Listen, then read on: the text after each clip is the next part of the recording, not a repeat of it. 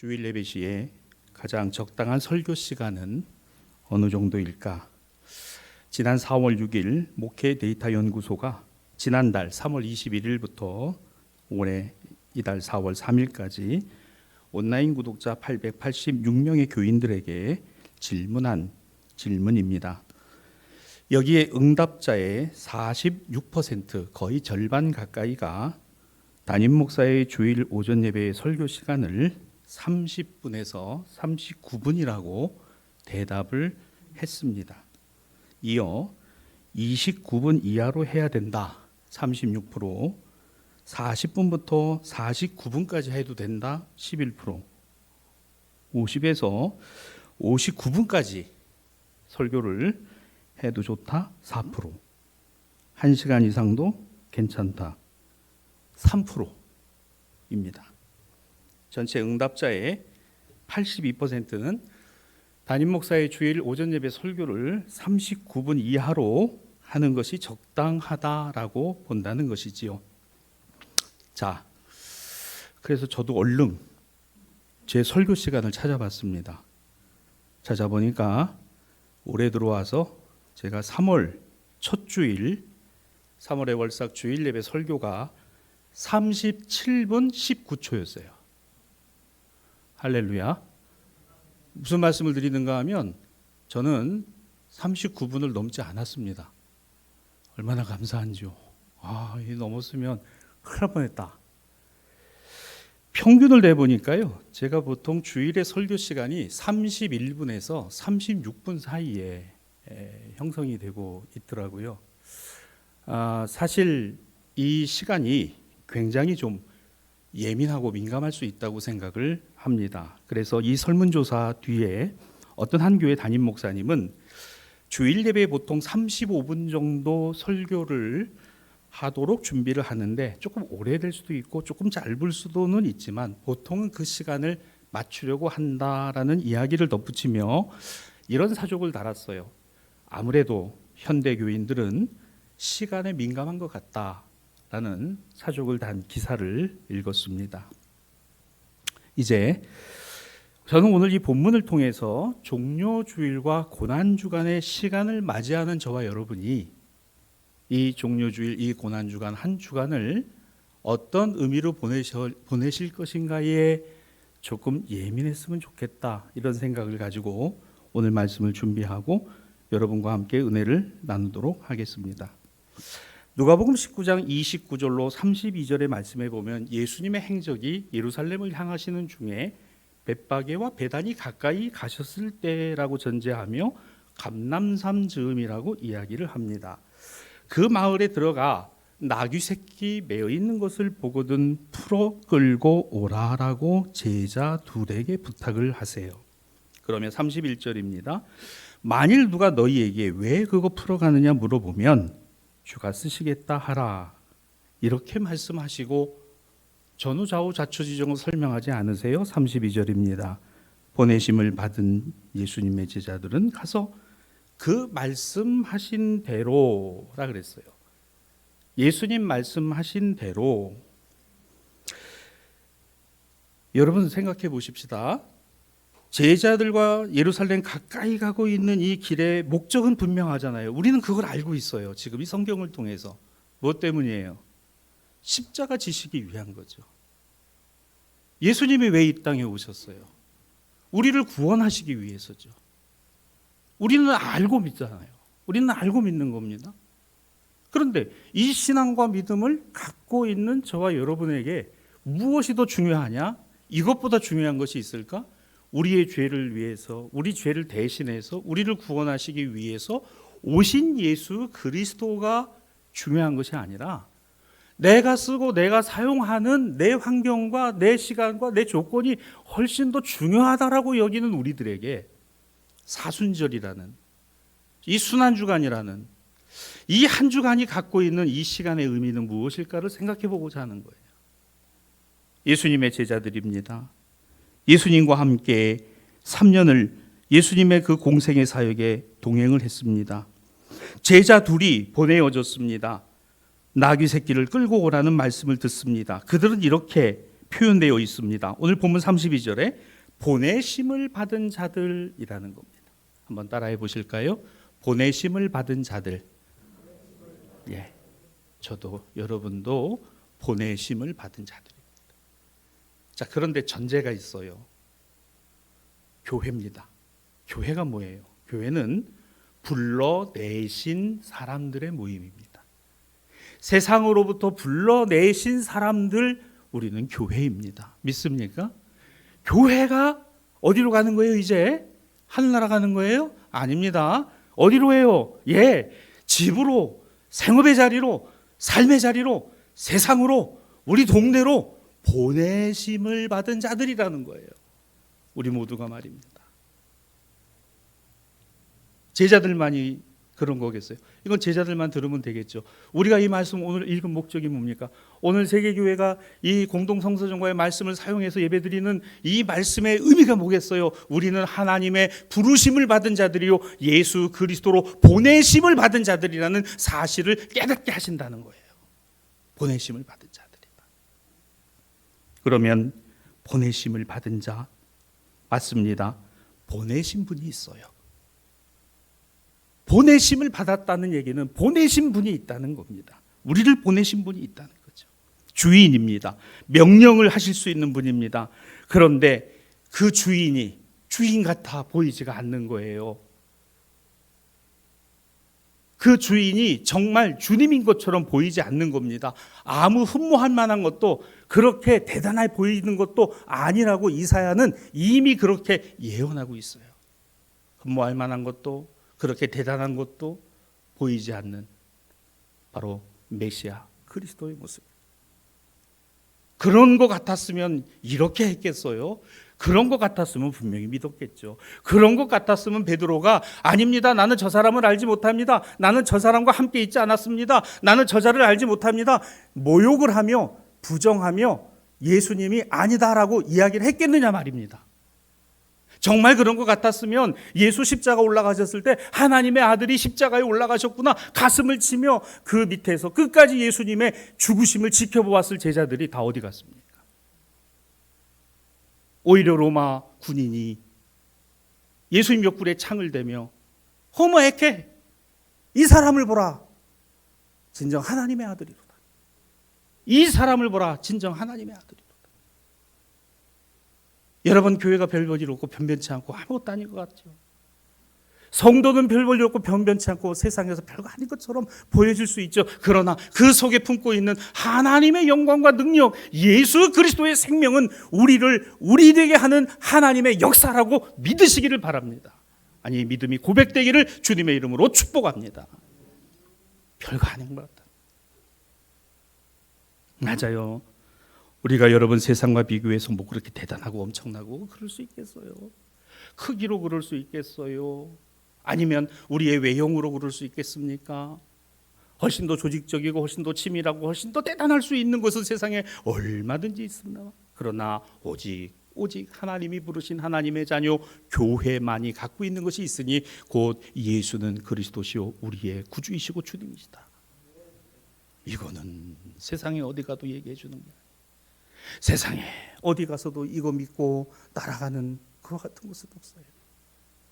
우리는 우리의 주인이 말씀하시는, 아니 우리 주님이 말씀하신 그 말씀에 집중하고 그 말씀을 들어야 될 주님으로부터 보내심을 받은 자들이라는 사실을 기억하십시다. 교회입니다. 성도입니다. 갔어요. 정말 나기가 있는 거예요. 이게 주님이 말씀하신 그거구나. 가서 끌고 오니까 주인이 저기서 보고 있다가 쫓아와가지고 아니 그거 뭔데 끌고 가느냐고 이야기를 하니 오가 아니라 뭐라고 대답합니까? 오늘 본문에 보니까 주님이 쓰시겠다 이리 말씀하셨다고 그랬더니 다른 얘기가 나타나질 않아요. 우리는 온갖 궁금증을 갖게 됩니다. 야, 예수님은 그 나귀 주인과 아시는 사이일까? 이미 예수님이 누구 다른 사람을 보내서 얘기가 된 게 아닐까? 성경은 이 같은 보도를 우리에게 주고 있지 않아요. 그러나 분명한 사실 하나는 있습니다. 나 같으면, 우리 같으면 이렇게 할까? 나라면 이렇게 정말 할까? 아무것도 염려하지 말고 너희 구할 것을 감사함으로 하나님께 아뢰라. 그리하면 모든 지각에 뛰어난 하나님의 은혜와 평강이 너희의 마음과 생각을 지키시리라. 무엇을 먹을까 무엇을 마실까 염려하지 말라. 하늘의 공중에 나는 새를, 들에 핀 백합화를 보라. 여러분, 우리가 이 말씀을 아는 것 다 알아요. 그런데 정말 이 말씀이 주님의 말씀입니다. 그렇습니다. 오늘 이 읽은 봉독된 말씀은 주님의 거룩하신 말씀입니다. 아멘이라고 우리가 믿고 확신하고 있는가는 이건 별개의 문제더라는 거예요. 이건 별개더라는 거죠. 우스갯소리가 있잖아요. 전에도 제가 한번 말씀드린 겁니다. 이건 하나의 예화입니다. 교회 옆에 술집이 있어서 맨날 그 교회 교인들이 그냥 기도할 때마다 하나님 저 술집 문 닫게 해달라고 말이죠. 저 술집 망하게 해달라고. 아니, 망하면 안 되지만 사실 교회 옆에서 좀 떠나게 해달라고, 이 동네가 거룩하고 깨끗해져야 되고 기도하고 그랬더니 어느 날 그 술집이 누전이 돼서 불이 나가지고 홀랑 다 타가지고 불이 났다는 거 아니에요. 그래가지고 그 집주인이 목사님을 쫓아가지고 교인들한테 당신들이 기도해가지고 우리 집이 불타가지고 우리 술집이 다 망하게 됐다고 물어내라 그랬더니 목사님과 교인들이 그랬다는 거 아니에요. 에이, 설마. 여러분 물어보십시다. 누가 믿음이 있는 사람입니까? 누가 믿음이 있는 사람이에요? 술집 주인이 믿음이 있는 사람이 기도해서 불 났다고 믿고, 목사님과 교인들 설마 우리가 기도했다고 누전이 돼서 불이 났겠느냐고. 누가 믿음이 있는 사람입니까? 사랑하는 성도 여러분, 교회가 믿음이 있는 게 아니라 이제는 세상이 더 믿음이 있는 것처럼 보이는 이런 시대를 우리가 살아가니 얼마나 가슴 아프고 얼마나 힘든 삶을 살아가고 있느냐는 겁니다. 사랑하는 우리 신앙가족 여러분, 예수 제자들이라 해서 다 예수님의 말씀을 듣고 아멘하고 있지 않다는 거 복음서는 우리에게 고스란히 보여주며 조심스럽게 이렇게 우리에게 묻습니다. 당신은 어떤가? 라고 말입니다. 이해하고 들으세요. 33분 35분의 설교 시간을 목사의 자기 자랑과 목사의 지식을 듣는다면 지루할 것입니다. 때로 재밌을 수도 있어요. 그러나 이 시간이 하나님께서 목사에게, 말씀을 듣는 우리 신앙가족들에게 주실 그와 같은 은혜의 시간이라고 여긴다면 그 30분과 그 35분은 전혀 다른 의미일 것입니다. 주가 쓰시겠다. 아니, 이런 말도 안 되는 이런, 그런데 그 얘기를 했어요. 제자들은 그저 바보같이 할 말도 없어요. 다른 말이 뭐가 있겠어요. 어떤 건지를 알고요. 그러니까 이 두 제자 보십시다. 주가 쓰시겠다 했더니 다른 어떤 얘기가 나오지 않고 그 나귀 새끼를 끌고 올 수 있었으니, 사랑하는 신앙가족 여러분, 사람이 일을 계획할지라도 그 일을 이루시는 분이 하나님이시고 때를 정하시는 것이 하나님이십니다. 여러분 믿습니까? 전능하신 이가 하나님이시지 내가 전능한 게 아니에요. 하나님의 어리석음이 우리의 지혜보다 나은 거예요. 우리의 계산이 하나님의 섭리를 앞서지 못하는 겁니다. 우리의 삶에 닥치는 문제가 우리를 힘겹게 하고 우리의 가슴을 갈기갈기 찢어 놓아도 이 가슴을 싸매시는 이가 그리스도시고 우리의 손을 붙드시는 이가 주님이시더라는 거죠. 우리는 우리의 길을 다 알지 못합니다.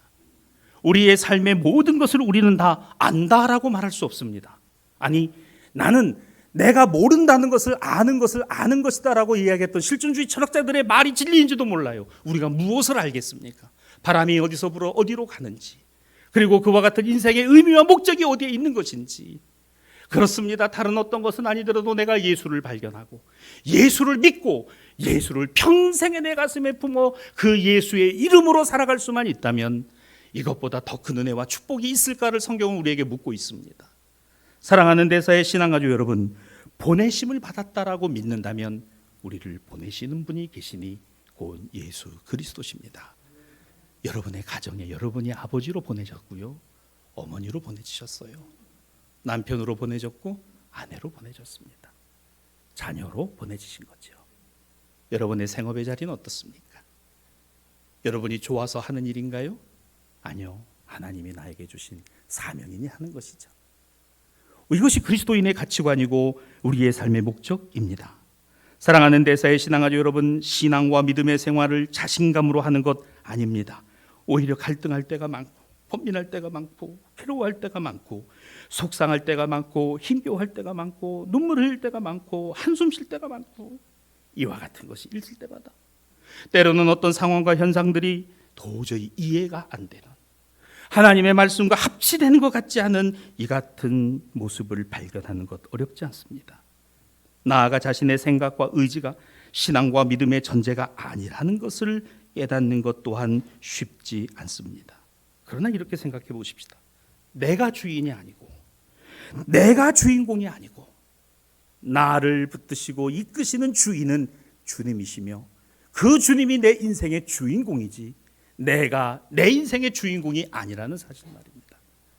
사랑하는 여러분, 교회는 그리스도의 의가 드러나지 인간의 공로가 드러나지 않습니다. 인간의 공로는 단지 하나님의 의를 받쳐들 뿌림입니다. 주님이 드러나시는 거죠.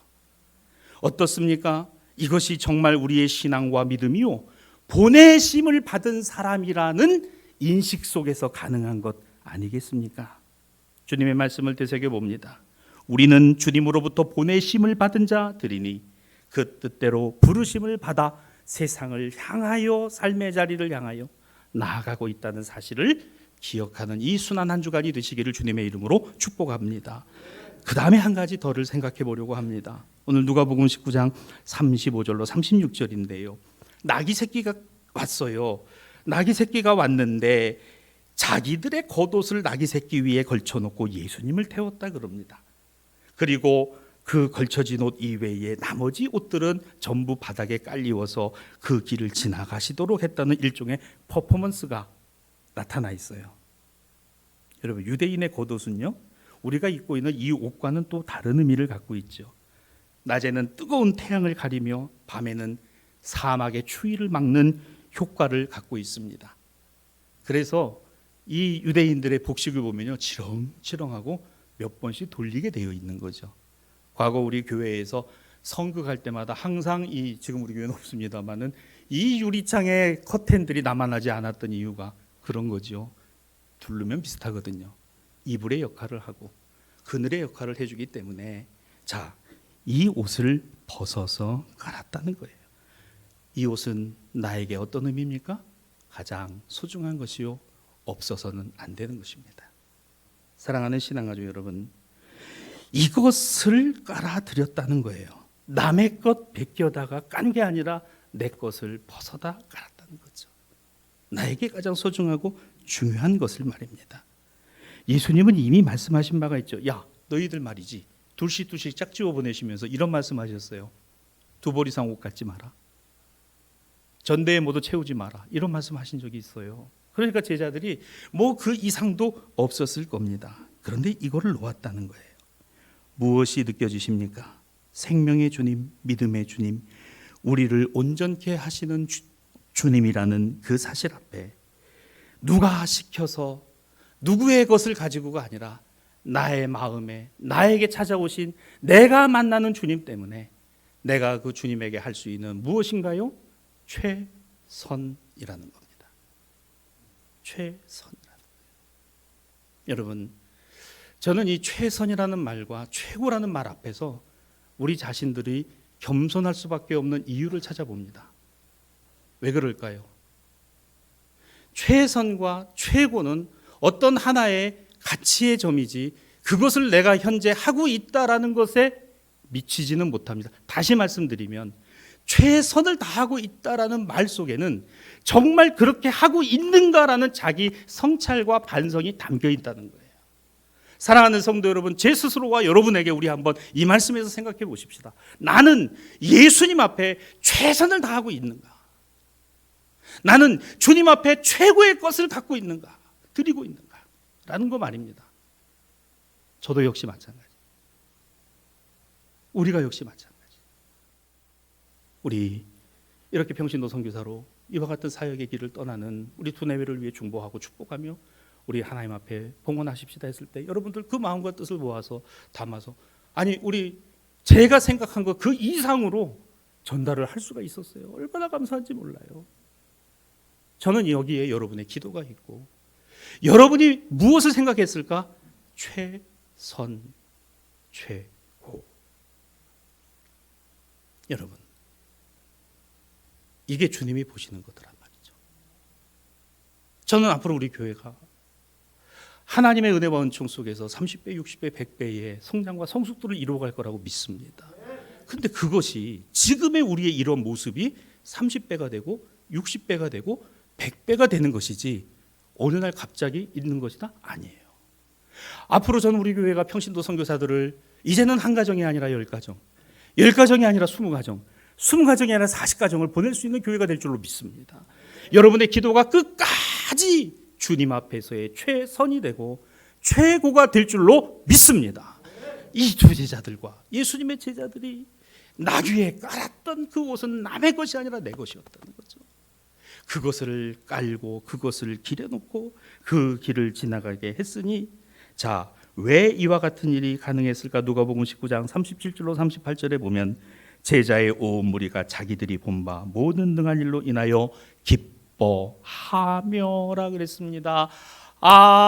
이것이 정말 나귀 새끼 끌고 오는 그 모든 과정부터 순간까지 우리는 그저 가서 말씀하신 대로 했을 뿐인데, 이 같은 일들이 일어나고 우리 예수님께서 이 나귀 새끼를 타고 가는 모습이 추해 보이지도 않고 부끄러워 보이지도 않고 오히려 자랑스럽게 메시아의 모습으로 보이는 것은 저 북쪽의 가이사랴로부터 본디오 빌라도가 로마의 군단을 이끌고 큰 말을 타고 전차를 앞세워서 예루살렘으로 들어오고 있는 그 모습과 대비되며, 저가 왕이 아니라 이가 왕이시다, 로마의 황제가 주가 아니라 하나님이 주님이시다라고 하는 신앙과 믿음을 초대교회 성도들은 가졌다는 거죠.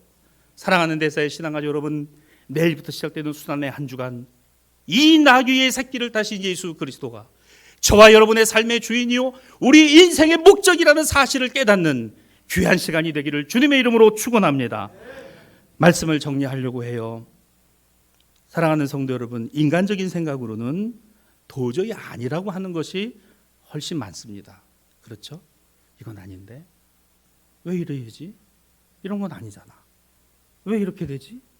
이런 거 한 걸 때가 정말 많아요. 자, 그런데 한 걸음 더 가봅시다. 하나님 아버지의 뜻이 있겠죠. 저는 다 모릅니다. 저는 다 할 수 없습니다. 그러나 주님이 아십니다. 전지전능하신 하나님 아버지, 섭리하시고 이끌어 주심을 믿습니다. 여러분, 이게 바로 보내심을 받은 자들이 나를 보내신 이를 바라보고 할 수 있는 이야기예요. 주님, 왜요? 왜 그렇게 가서 주가 쓰시겠다 하라.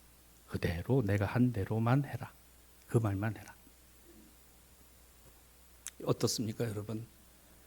지금 이 시간은 어떤 정치적인 판단을 구하는 것도 아니고 어떤 정당의 지지를 여러분에게 호소하는 것도 아닙니다. 어떤 세상과 삶의 문제를 가지고 여러분과 해법을 논하는 자리도 아닙니다. 오직 이 자리는, 지금 이 시간은 우리의 영혼을 매만지시고 우리의 영혼을 소생시키시며 우리의 영혼을 건강케 하시는 하나님의 말씀을 저와 여러분이 함께 듣고 나누는 시간입니다. 이 은혜가 우리 모두에게 있기를 바랍니다. 여러분의 가정에서도 있게 되기 바라고, 여러분 묵상의 시간 속에서도, 말씀을 읽는 중에도, 필사하시는 중에도 말씀을 쓰다가 그 말씀이 확 내 마음에 와서 찍히면서 눈물이 뚝뚝 떨어져. 우리 교회 성도들 가운데 어머님이 보시던 성경을 지금도 보시는 신앙가족이 계세요. 그 성경 속에 어머니가 흘리신 눈물 자국, 그리고 그 손때 묻은 자국을 지금도 가슴 깊이 간직하고 계신 신앙가족이 우리 교인들 가운데 계십니다. 저는 생각할 때마다 그런 생각을 해봐요. 우리의 신앙과 믿음이 과연 우리의 생각대로, 우리의 뜻과 우리의 의지대로, 내 생각하는 대로 되어져 가는 것이냐? 아니더라고요. 사랑하는 신앙가족 여러분, 그렇습니다. 사람의 뜻은 언제나 수정되어야 하지만 하나님의 뜻은 한치의 흐트러짐 없이 변함없이 역사하신다는 사실입니다. 우리가 계획하는 것, 우리가 또한 준비하는 것이 수정되고 달라지고 변화될 수는 있어도 하나님이 계획하시고 하나님이 이끌어가시는 하나님의 섭리는 시종일관 우리를 향한 사랑이요 우리를 향한 축복이라는 사실을 믿으시기를 주님의 이름으로 축원합니다. 은혜가 누구에게나 열려 있으나 은혜를 선물로 받고 감사하는 사람은 바로 보내심을 받았다라고 믿는 사람들이니 이것이 내 것이 아니요 주님의 것이니 나에게 주신 재물이 주님의 것이요 시간이 주님의 것이요 재능이 주님의 것이라고 믿는 사람들이니 우리에게는 주인이 있고 우리에게는 주님이 계십니다. 그렇습니다. 사랑하는 여러분, 지도자 잘못 세웠다고요? 그 지도자 잘하기를 바랍니다. 이 정부가 마무리를 잘할 수 있으면 좋겠습니다. 내팽개쳐지고 자신들의 안위를 생각하는 그와 같은 정치인들이 아니라 끝까지 책임을 지고 정부를 잘 이양하고, 그리고 오늘의 교회는 주인이 계세요. 주님이 계십니다. 예수십니다. 예수님을 말입니다. 우리는 이 순환의 한 주간 동안에 만날 것입니다. 오늘 제1독서 구약 이사야 본문은 고난 가운데 있는 주님의 종에 관한 이야기이지요. 이사야 50장 6절, 나를 때리는 자들에게 내 등을 맡기고 나의 수염을 뽑는 자들에게 나의 뺨을 맡기며 모욕과 침뱉음을 당하여도 내 얼굴을 가리지 아니하였다는 이사야의 고백은 그의 삶에 지난한 여정이 있을지라도 자신 안에 있는 신앙과 믿음, 나를 보내신 하나님의 은혜, 그리고 기다리는 메시아를 향한 뜨거운 사랑의 마음이 이렇게 고백되어지니, 여러분, 세상이 우리를 뭐라 말해도 우리 안에는 주님이 계시잖아요. 우리에게는 예수 계시잖아요. 그 예수님이면 되지 않겠습니까? 이사야 50장 8절입니다. 나를 의롭다 하시는 이가 가까이 계시니. 저는 이 말씀이 여러분의 마음에 이 한 주간 동안에 새겨지기를 주님의 이름으로 축복합니다. 나를 의롭다 하시는 이가 내 옆에 계시니. 주님이십니다. 그 주님으로 말미암아 사도 바울은 빌립보서 2장 5절로 9절에 너희 안에 이 마음을 품으라 곧 그리스도 예수의 마음이니. 위대한 그리스도교 찬가 사도신경과 신앙고백 이전에 초기 교회가 고백했던 바로 이 신앙고백은 곧 그리스도 예수의 마음이 그는 근본 하나님의 본체시나 하나님과 동등됨을 취할 것으로 여기지 아니하시고 오히려 자기를 비워 종의 형체를 가지사 사람들과 같이 되셨고 사람의 모양으로 나타나서 자기를 낮추시고 죽기까지 복종하셨으니 곧 십자가에 죽으심이라. 여러분, 예수 생명, 예수 부활은 예수와 함께 죽고 예수와 함께 고난당하고 예수와 함께 그 나귀를 따라 예루살렘으로 들어가는 보내심을 받은 자들과 함께 한다는 사실을 기억하는 우리 대사교회가 되십시다. 사랑하는 여러분, 내일부터 토요일까지, 성토요일까지 한 주간 동안이 보내심을 받은 자리라는 영적 자각과 확신 속에서 이제 부활의 주님을 맞이할 수 있는 제가 되고 여러분이 되었으면 좋겠습니다. 주님의 평화와 주님의 은총이 여러분 모두 위에 함께 하시기를 주님의 이름으로 축원합니다.